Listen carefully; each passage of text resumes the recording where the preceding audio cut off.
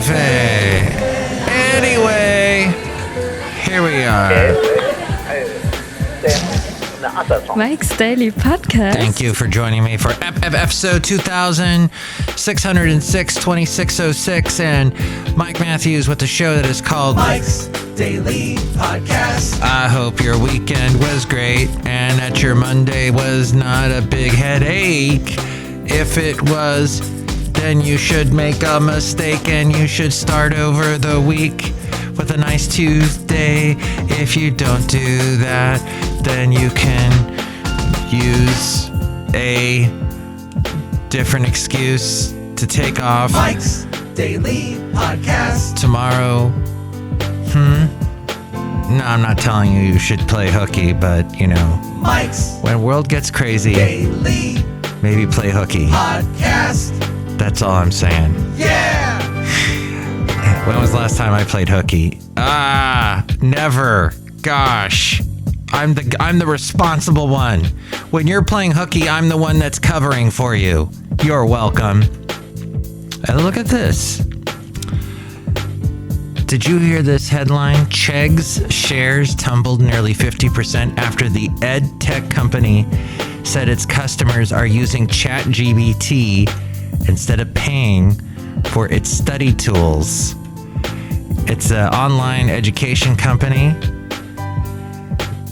They've been sent to the principal's office, according to Yahoo Finance, over the growing use of OpenAI's ChatGPT chatbot by students. It made its way into Bing. I've been using Bing for years, and you can rack up all these points using Bing. I don't know if you rack up points when you use ChatGPT, but with the old Bing, you racked up points, which you could then use for like Starbucks cards, Amazon stuff, all kinds of things. They wanted you to buy stuff that Microsoft already has because Microsoft owns Bing. But none of that sounded interesting to me. The company's shares plummeted over 49% after Chegg acknowledged that ChatGPT And here's today's podcast picture. is starting to hurt its business as more students use free AI chatbots for homework instead of paying for its study tools. Another casualty of ChatGPT.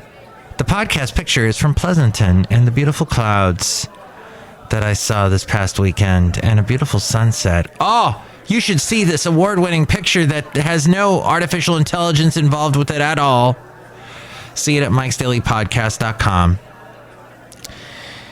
They said that in the first part of the year, we saw no noticeable impact from ChatGPT. Oh, the late great Basil the Boxer. Someday, ChatGPT and AI is going to be able to tell us what Basil was saying right here.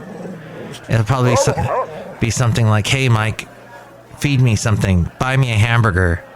I want to eat a steak. That kind of thing. So, in the first part of the year, they said they saw no noticeable impact from ChatGPT on their new account growth. And they said we were meeting expectations on new signups. However, since March, we saw a significant spike in student interest in ChatGPT. That's fantastic. That shows you how fast this thing is growing. We now believe it's having an impact on our new customer growth rates. On the bright side, Chegg, that's Chegg, C-H-E-G-G, like saying egg with a ch in front of it, had a high customer retention rate among students, which could draw more students to its platform in subsequent quarters. The company offers services like online tutoring, proofreading, and study tools. Its stock got downgraded because of how AI headwinds could affect the ed tech company's fundamental story. Despite being popular among students, Chegg may not be able to keep up with the viral nature of ChatGPT-like tools. Okay, and in other news, did you know that Las Vegas saw tourism rise all the way up to pre-COVID levels back in March, partly thanks to a boost from a concert tour by a particular lady named Taylor Swift and her Eras tour. And fast food chains have been posting tasty results. McDonald's delivered a 63% profit surge. Wow. Yes, McDonald's. 63%. As more folks hit the golden arches despite pricier burgers and nuggets. Do you know who also did well? Domino's and Chipotle. They topped estimates as consumers continued to stomach higher prices. They kept going. They're addicted to pizza and the burrito bowls and all of that. And, you know, Apple has their new savings account offering a little over 4% return or interest. And people put nearly $1 billion in the first 4 days that Apple Savings launched. They got $1 billion. That's how many people were interested in it. Wow. Yes, I got this information from Rob Black. He does a podcast called Rob Black and Your Money, which I produce. And it's very informative stuff.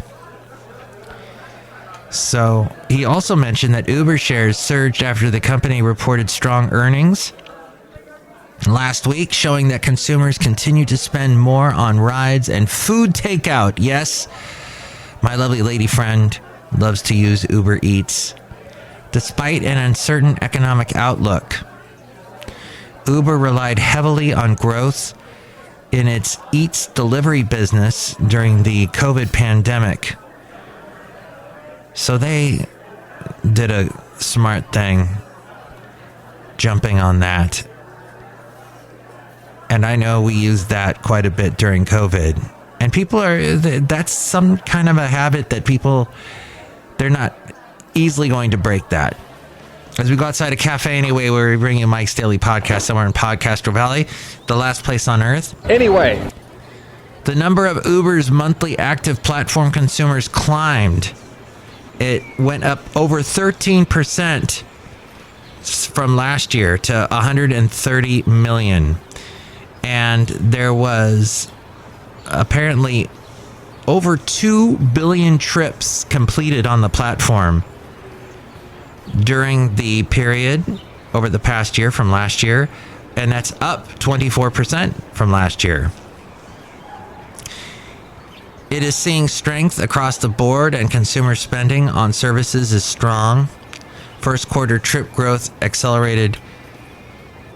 However, it was better than the fourth quarter. 20% of airport drop-offs are now reserved ahead of time. The front panel will close automatically. Please remain seated. I know we used that first off, wow, flying these days. And there was a lot of talk today in the news about the Biden administration trying to make sure that when something goes wrong at the airport, that you are compensated and that you know what you are able to get. And they've created a website to make it easier to see what you are owed by the airline industry. Now, I haven't flown for over a year, and I had to because my mom passed away. I had to get to Florida. My lovely lady friend reserved a car to pick us up. It worked perfectly. I think we used Uber, and the guy drove a Tesla, and it was one of these Teslas that we were sitting in the back seat and you could look up and see the sky. It had one of those type of windows. Oh, it was such a wonderful trip. It was the beginning. The beginning was that trip to the airport was wonderful. The rest of the trip was horrible because of what it contained, what it was all about. Although my lovely lady friend and I tried our best to get out to some nice restaurants in Florida and see at least the beach a couple times. My mom would have wanted that. Anyway, Café Anyway. Uber has been gaining category share in mobility over their competition, Lyft. Remember once upon a time, people talking all about Lyft?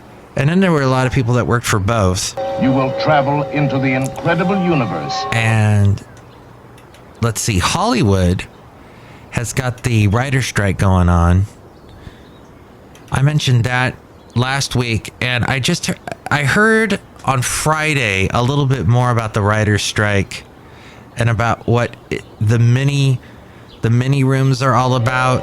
Magnification.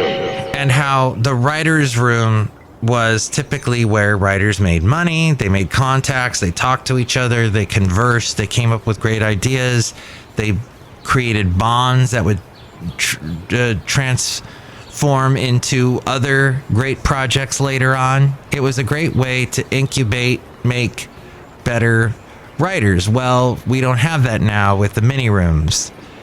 People are just in small groups or by themselves, and they're churning out material, and they're not really making contacts like they used to. That's what I heard this one writer who used to write for John Oliver. And go back to the last podcast for some fun John Oliver stuff. And the last podcast was it wasn't called Derby. That was the one before that one. I've been coming up with these weird names. Oh yeah, Dialogues. And there's a podcast picture of my lovely lady friend and I, and Rocky the cat. And I was just vacuuming, and oh my gosh, there was so much cat hair. Oh, be glad I haven't invited you over to my house, because there was some nasty cat hairs everywhere. That's why I'm kind of wheezing right now. Yikes. My vacuum cleaner is over 10 years old and just needs to be thrown into the great abyss, because not to pollute the great abyss with old useless vacuum cleaners, but it has met its match with all this cat hair. That was all she wrote. Oh, and speaking of the last podcast, Dialogues.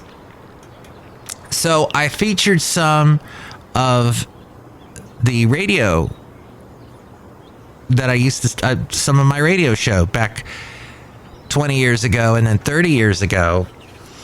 And I featured in that a little bit of the song by Europe called Final Countdown. Well, it was a little bit more. I played probably 10 seconds of it, and that was too much for YouTube. They told me to take it down. So I did the thing where it removed just the song.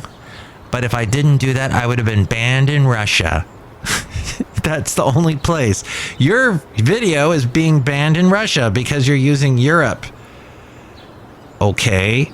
The band's called Europe. It's not the country Europe. I know Europe and Russia, well, Russia and any civilized country that knows better aren't getting along, because Russia, well, Putin is doing ridiculous things, as you know. But yeah.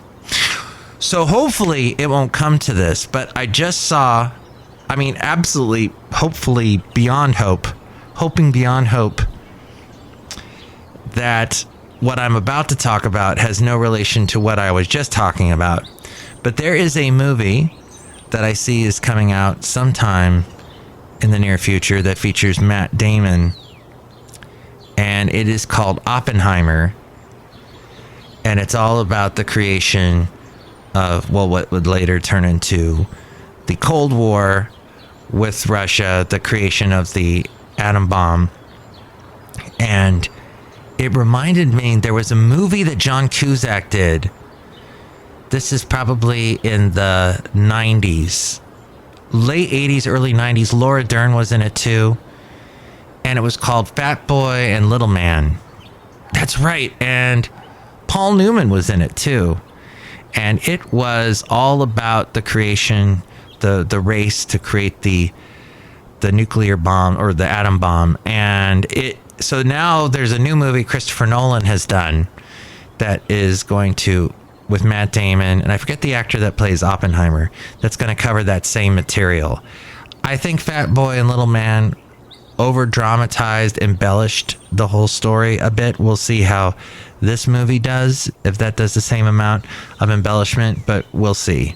But it's interesting how this topic is coming up. And you know, I think we need to keep talking about these things so that we don't end up doing, you know, people don't realize how horrible this weapon is. We kind of become nonchalant, and because we've been hearing about it for so many years, but it is there's no such thing as a winnable war. When it comes to this, nobody wins. So And it's like a Radney Foster song. And I once interviewed Radney Foster, and you can hear that interview if you go to my website, mikesdailypodcast.com, and go up to where it says home.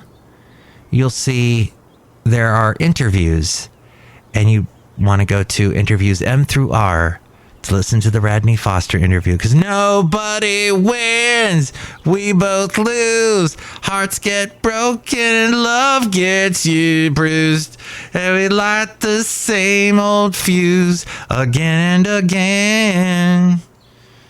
Nobody wins, slamming doors. We've all fought this fight before, and I can't play this game no more. Nobody wins. And I think we actually talk about that song. Mary Chapin Carpenter sings with them on it. Two of my most favorite country singers and writers. I guess we're outside a cafe anyway. I should probably say hi to some people out here. Hi, Mac. It's Benita the Rodeo Queen. How you doing about my horse there? That's the Disgruntled Fiddle Player. Tell you what. What? I like y'all talking all about them country singers and whatnot.